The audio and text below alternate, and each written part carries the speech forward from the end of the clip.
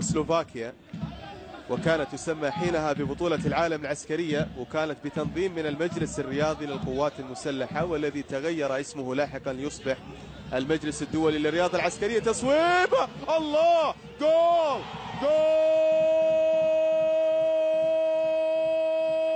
أول للمنتخب الجزائري. مزيان يتحصل على ويتقدم بهذا الهدف. شوفوا معاي مزيان، تصويبة قوية، تصدي موجود من سيد ميلاد أحمد يان، ولكن لم يكن بالشكل طمئنة، ويعني ممكن تعديلها في أي لحظة، لذلك يفكر في الثاني. والآن تصويب، يا سلام، جول ثاني للمنتخب الجزائري.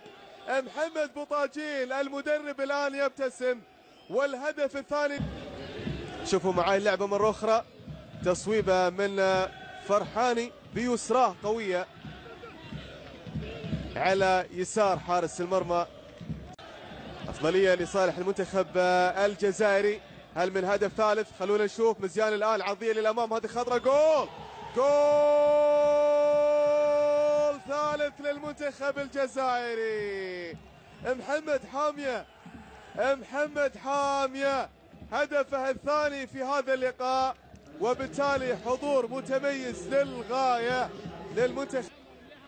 شوفوا معاي التمريرة المنقولة لعبد الرحمن مزيان من الجهة اليسرى، وبعد ذلك العرضية الأرضية الجميلة بيسراه على طول محمد حامية. المنتخب الإيراني الآن، هل ينهي شوط المباراة الأول بهدف؟ علي غلام رضا وشعال فريد. علي غلام يصوب، هدف، جول للمنتخب الإيراني.